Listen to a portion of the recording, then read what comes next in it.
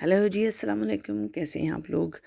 आज हम बात करेंगे तूबा अनवर की रीसेंट जो पॉडकास्ट रिलीज़ हुई है शाइस्ता लोधी के साथ। उसमें वो अपने सारे डिप्रेशन के जर्नी को डिस्कस कर रही हैं, जो उनके साथ इम्पेक्ट हुआ, उनकी बॉडी ने के ऊपर क्या इम्पेक्ट हुआ डिप्रेशन की वजह से, एंजाइटी की वजह से, और जो इस सोसाइटी की वजह से उन्हें चीज़ें फ़ेस करना पड़ी, और वो कैसे बता रही हैं कि उनके पेरेंट्स ने उनकी हेल्प की।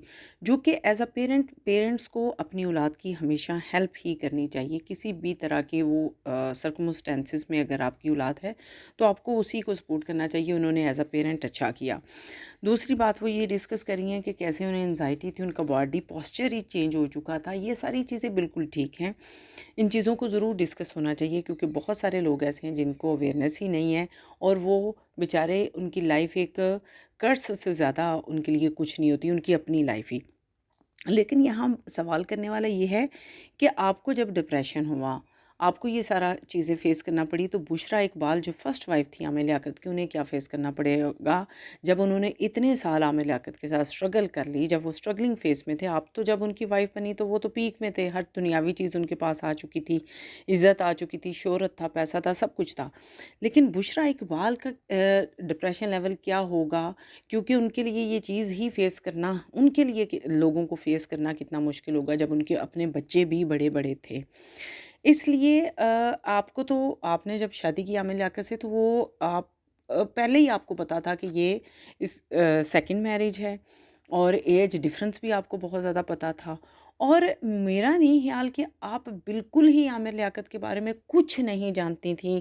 वो आपके सामने इतना ही डबल स्टैंडर्ड रहे, आप उनसे वैसे आपका निकाह तक आपने कर लिया, ये डिसीजन ले लिया, उनके साथ अपनी मैरिड लाइफ भी साल डेढ़ गुजारी, जहाँ पे आपको पता चला कि एक्चुअल में ये इंसान क्या है। आप यही वाइब्स देना चाह रही हैं ना कि मुझे एक्चुअल रियलिटी जब पता चली, मैं डिप्रेशन में गई, फिर मैंने अलैदगी ली।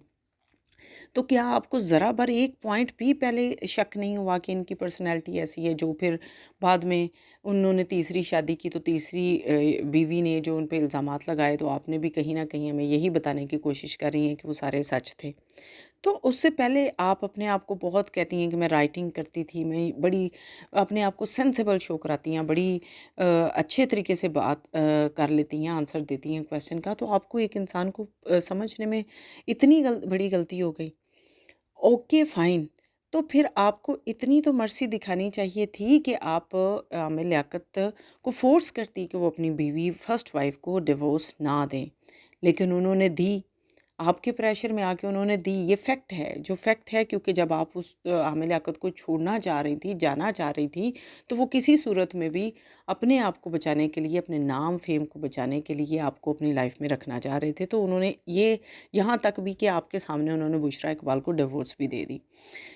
क्यों? क्योंकि उन्हें था कि किसी सूरत भी आप उनकी लाइफ़ में रहें। जहीं जब नहीं रहीं, तो इसी चीज़ को कवर अप करने के लिए उन्होंने जो अपनी शादी थी वो भी की।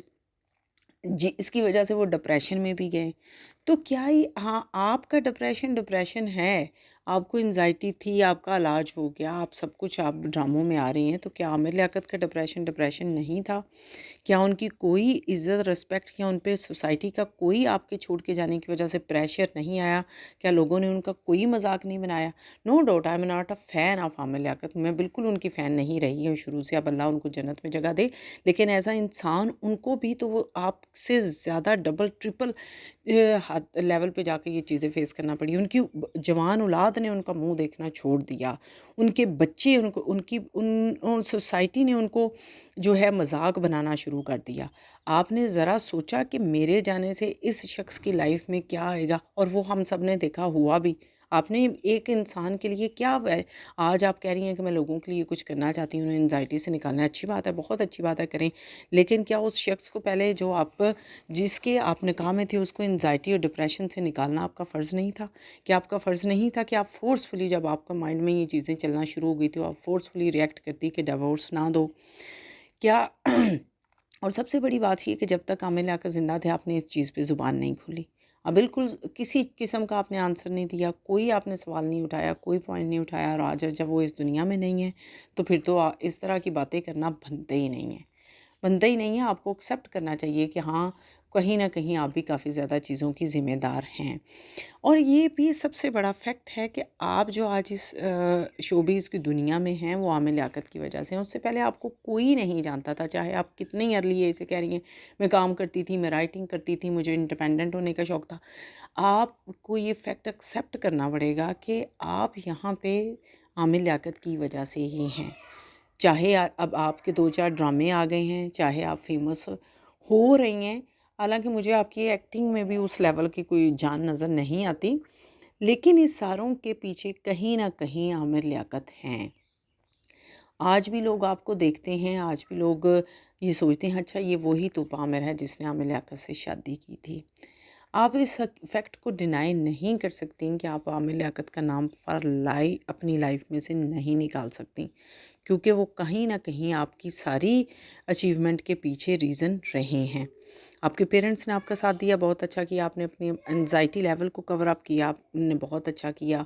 इन सारी चीज़ों को डिस्कस करना चाहिए, लेकिन इतना ज़्यादा आपकी पॉडकास्ट से जो सारी वाइब्स आई हैं वो ये आई हैं कि आपने एक चीज़ पकड़ के एक बंदे के ऊपर डाल दी है और अपने आप को मज़लूम शो करवा दिया है कि मैं रोती थी, मेरे पेरेंट्स ने मुझे तसल्ली दी, मैं डिप्रेशन में थी, मेरा बॉडी लैंग्वेज चेंज हो गई, मुझे पता नहीं रहा था। आप अक्सर अपनी वीडियोस में भी शेयर करती रहती हैं, इंस्टाग्राम पे अपने डिप्रेशन की बातें करती रहती हैं। तो हमें एज अ ह्यूमन बीइंग हम लोग जो हैं हमने ये भी देखना है कि आमिर लियाकत को भी क्या डिप्रेशन हुआ आपके छोड़ के जाने की वजह से। वो पूरी दुनिया के सामने है। आप तो यहाँ पे सरवाइव कर रही हैं, आप तो ड्रामों में काम कर रही हैं, आप तो जाके बाहर फिर रही हैं, अवार्ड्स शो में आप वेस्टर्न ड्रेसिंग करके इंजॉय कर रही हैं, लेकिन आमिर लियाकत इस दुनिया में नहीं है। The reason is the depression.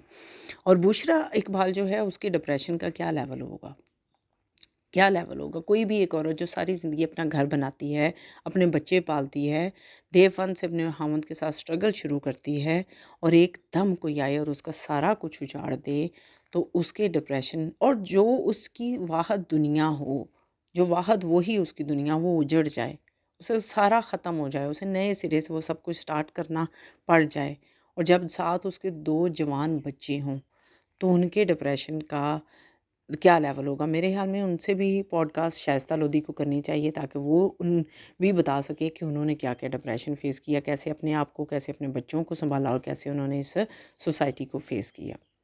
बस मेरा यही पॉइंट था। शुक्रिया, अल्लाह हाफ़िज़।